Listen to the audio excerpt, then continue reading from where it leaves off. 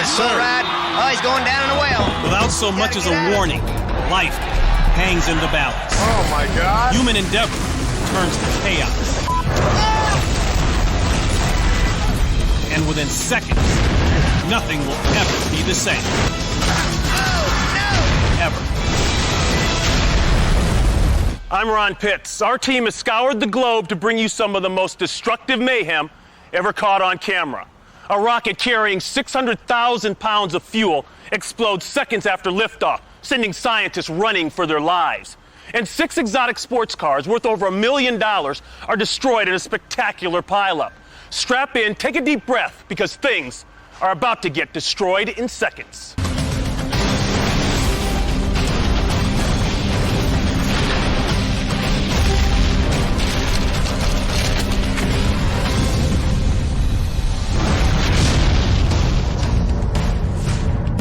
Five, 4, 3, 2, 1. At liftoff, the Russian Soyuz rocket holds 600,000 pounds of kerosene in its fuel tanks. Like any space launch system, such a massive amount of fuel makes the Soyuz a potential bomb that flies, a fact made painfully apparent in October of 2002. At Russia's Plesetsk Cosmodrome, a 300-ton Soyuz rocket is prepared for takeoff. Its payload? A European Space Agency Photon-M science satellite. Members of the agency staff have gathered a little more than a half-mile from the pad to videotape the nighttime launch.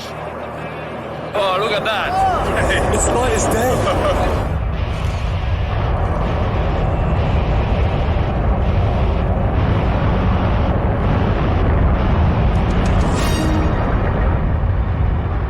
The liftoff is flawless.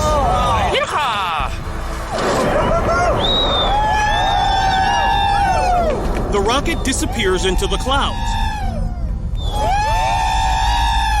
But 29 seconds into the mission, the engines cut out. The 300-ton rocket plummets back to Earth.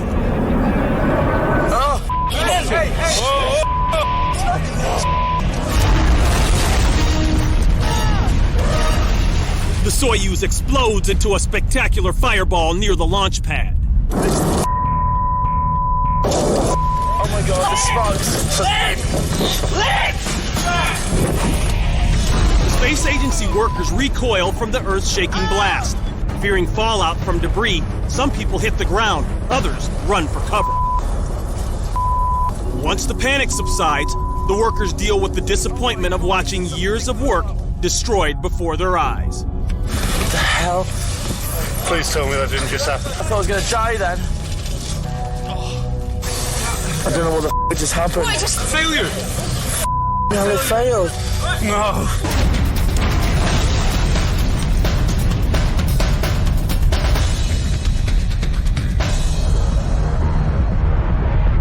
Engineers determined that a foreign object is lodged in a pipe that sends hydrogen peroxide to one of the engines. When the object is detected by an onboard system, all 5 engines automatically shut down. The foreign object is thought to have entered the pipe during assembly of the rocket. Thankfully, this is an unmanned mission. But on the ground, 8 soldiers are injured and 1 is killed. The first at the Cosmodrome in 22 years. The cost of the Soyuz rocket? Roughly $16 million.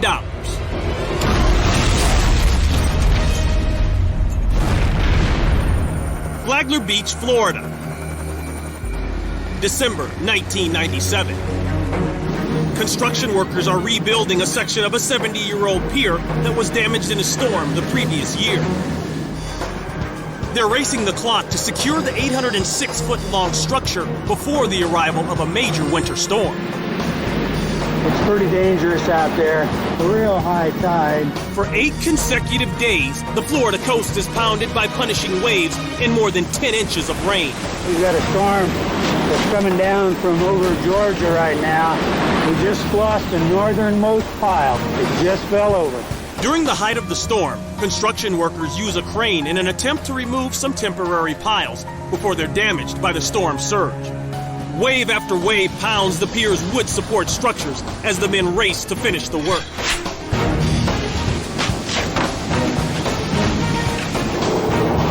obviously we're going to give it up for the day. Oh, boy. This is probably going to get worse. Oh, it's going to get worse, yeah, definitely. I was surprised to see it this big already. Lashed by a 20-foot wade, the platform lurches, frightening one of the workers. The cautious worker goes back to investigate the damage.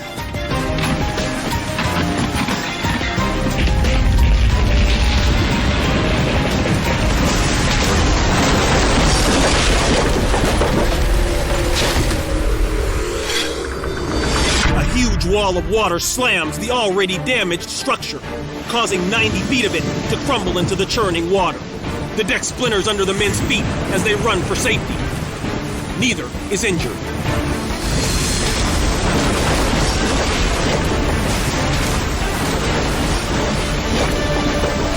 The pier's floating. The pier is closed to the public for 4 months while the destroyed section can be rebuilt. The cost of the damages, almost $600,000.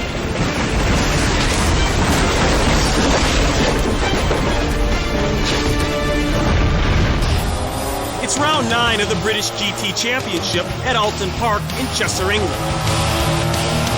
A sudden change in weather turns a slick track into a treacherous one.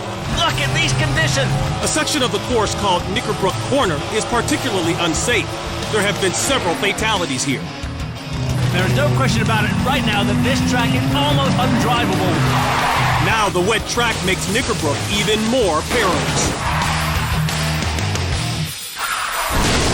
And oh my God, that is a massive shut between the number 9 and the number 8 sleep. The number 8 car stalls on the track, and it's just too wet for the number 9 car to brake effectively.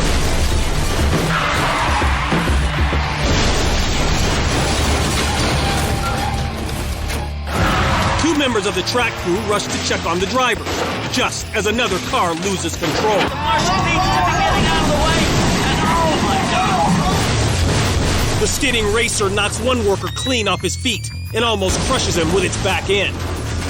Wow, we just hope that he's okay. The second worker also narrowly escapes being crushed. The mist are just getting through on its wet tires. But the mayhem isn't over, as yet another car joins the pylon. Despite the destruction, there are no significant injuries to either the drivers or the track workers. 2 Saleen Mustangs, a Dodge Viper, 2 Ferraris, and a GTO all meet their end on a rain-soaked Knickerbrook Corner. In all, more than $1 million worth of exotic cars are destroyed. San Bernardino County, California. Stunt biker Seth Enslow has completed hundreds of outrageous jumps, but today is different. He hopes to set a world record. Seth plans to launch his bike off a 15-foot high ramp and soar 275 feet through the air. He estimates he must reach about 70 miles an hour to hit the landing ramp and safely complete the jump.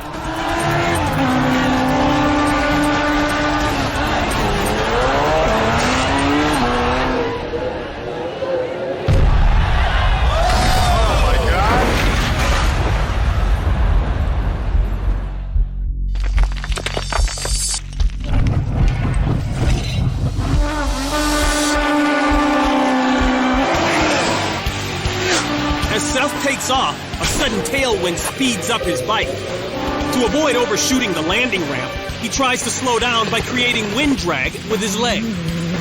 But it doesn't work. Seth overshoots the ramp and lands hard, slamming his face into the handlebars. Oh my God! As his friends rush to his side, they realize this may be the worst injury in Seth's long, accident-filled career. A bolt on his handlebars pierced his impact-resistant goggles and shattered his eye socket. He's barely conscious. Within minutes, a helicopter arrives and takes the award-winning jumper to a nearby hospital, where he undergoes major surgery. Then, just like he's always done, Seth thrills his fans by getting back on his bike as soon as he's recovered.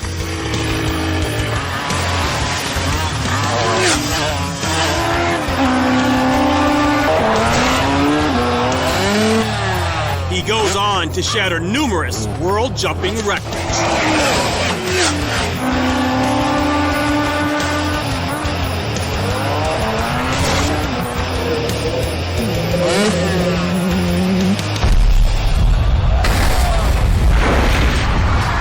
It's known as the toughest sport on dirt and accounts for approximately 50% of all traumatic injuries in rodeo.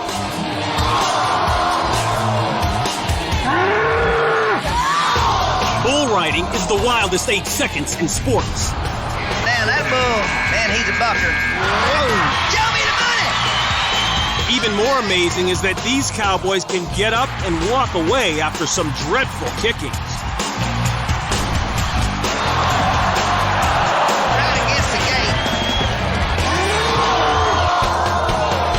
Boise, Idaho, 1998.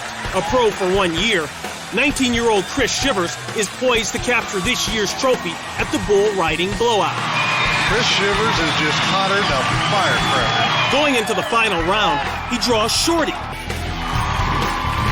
Shorty is a relatively unknown bull who weighs in at roughly 1,500 pounds. At 1/10 his weight, Shivers will have his hands full. Attaboy, Chris. Nice bull ride. Oh, he's going down in the well. He's got to get out of there. Oh, no, this is what he knows. Dadgummit, he is knocked completely out. After a few wild bucks, kicks, and spins, Shivers and the bull's horns whip around, knocking Shivers unconscious. Oh, man, he knocked him out. Oh, no, this is what you know. Dadgummit, he is knocked completely out. Oh, man, watch out. Shivers' limp body gets flipped and stomped before Shorty barrels past the bull rider to get away. For Shivers, this fight is over. He comes to, disoriented and barely moving. For the bull, this fight is just getting started. Ted Droney right there in the raincoat. Ted Droney, he just laid over the top of Chris trying to keep him out of the way. Oh, yeah. my. That was wild. Shorty comes back for seconds. The charge knocks one of the aiding bull riders to the ground. Now exposed, Chris Shivers takes another fierce beating before the bull finally storms away. Bullfighters and medics rush in to stabilize him. Despite the brutal thrashing, Shivers suffers only minor injuries. Look at him, he's got his hand up. Yes, sir. I'm all right. He makes a quick recovery and is back to riding bulls a week later. Oh, he's going down in the well. He's got to get out of there. Oh, man, he knocked him out. November 1951. Aboard the USS Midway in the Mediterranean Sea. Commander George Duncan is the test pilot for the U.S. Navy's F-9F-2 Panther. Duncan is testing the Panther's viability for taking off and landing on aircraft carriers.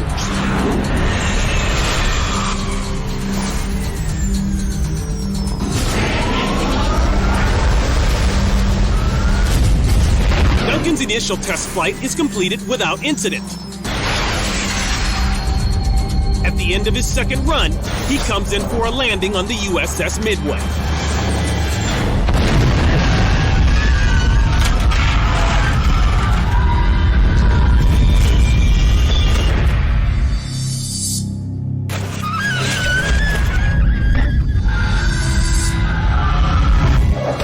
As he approaches the Midway, Duncan gets caught in a pocket of air known as a downdraft. It forces the Panther to dip below the Midway's flight deck, which is constantly moving in the ocean swells. Duncan tries to raise the nose to avoid impact, but he smashes into the edge of the carrier's deck. The Panther explodes into flames. The impact splits the plane in half. As the rear section falls to the sea, the front half spews flames as it skids across the Midway's deck. The force of the crash snaps the protective canopy off the cockpit and blows Duncan's helmet off his head. He's still strapped into his seat. Miraculously, Duncan survives his accident with some burns, mostly to his ears.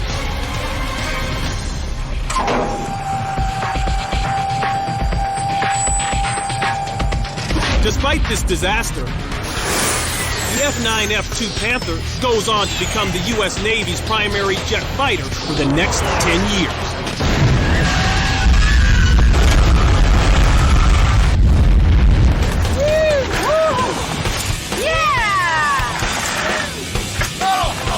Mountain bike enthusiast James Wolkin is flaunting his skills at Rampage Ridge outside Virgin, Utah. It feels so good. He's jumping his $2,500 mountain bike over an SUV parked in a ravine. Yeah!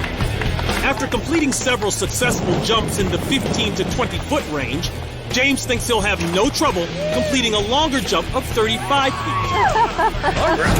But this experienced biker has bitten off more than he can chew.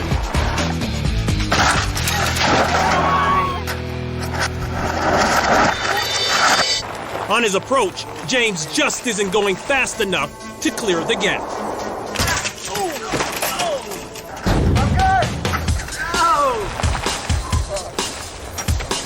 The minute I took off, I knew I wasn't going to make it.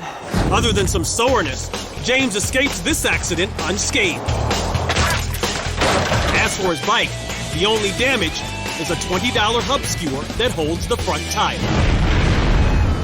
Early evening in Sittard, Netherlands. Firefighters respond to a call regarding some overheating storage tanks. The tanks are inside this biomass energy plant, a facility that produces fuel from plants and other organic matter.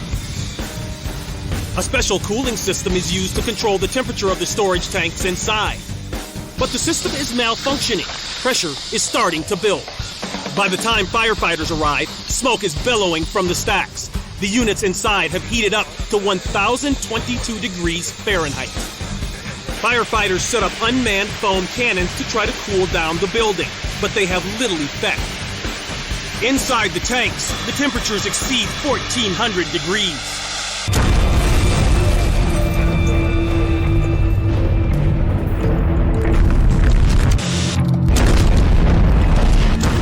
The heat and pressure caused the tanks to rupture, and the building is ripped apart by the explosion.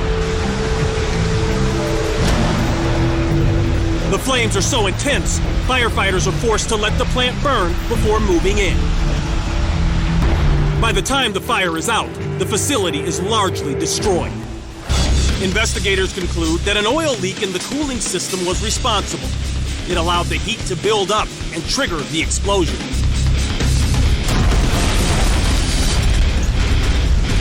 The damage? $10 million. I'm Ron Pitts. We'll see you next time on Destroyed in Seconds.